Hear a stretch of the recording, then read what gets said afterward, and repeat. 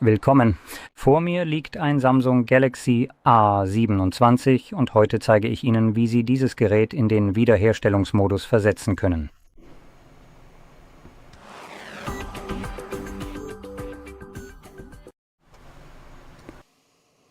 Um zu beginnen, nehmen Sie ein Kabel zur Hand, schließen Sie es an Ihren Computer an und wir werden es später verwenden, um in den Wiederherstellungsmodus zu booten.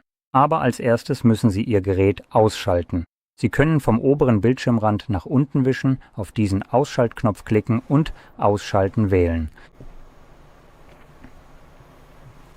Wenn das Gerät nun ausgeschaltet ist, können Sie das Kabel nehmen und einstecken. Und anders als zuvor müssen wir jetzt warten, bis das Ladelogo erscheint und uns tatsächlich den Prozentsatz hier unten rechts anzeigt.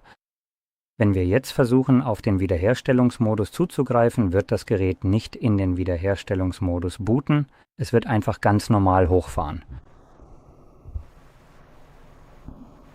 Sobald es sichtbar ist, halten Sie gleichzeitig die Ein-, Aus- und die Lauter-Taste gedrückt.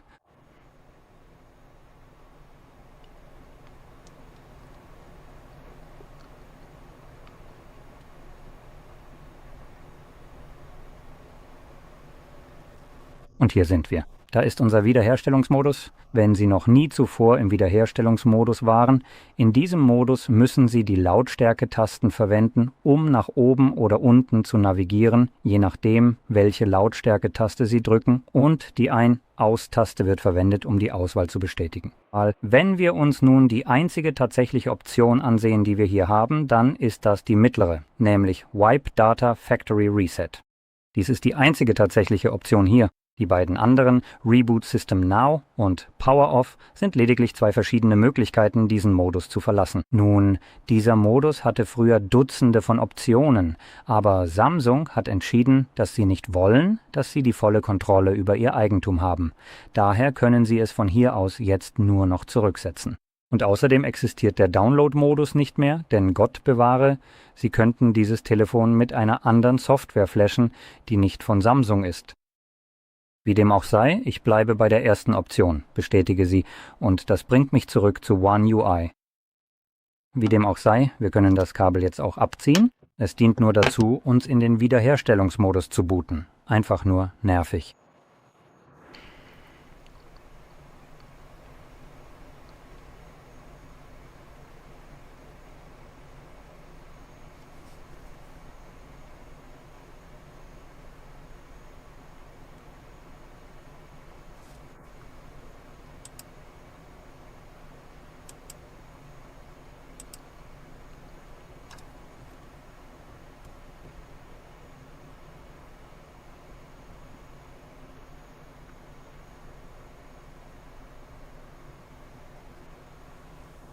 Und wie Sie sehen können, sind wir jetzt zurück in Android. Wenn Sie das also sehr hilfreich fanden, vergessen Sie nicht auf Gefällt mir zu klicken, zu abonnieren und danke fürs Zuschauen.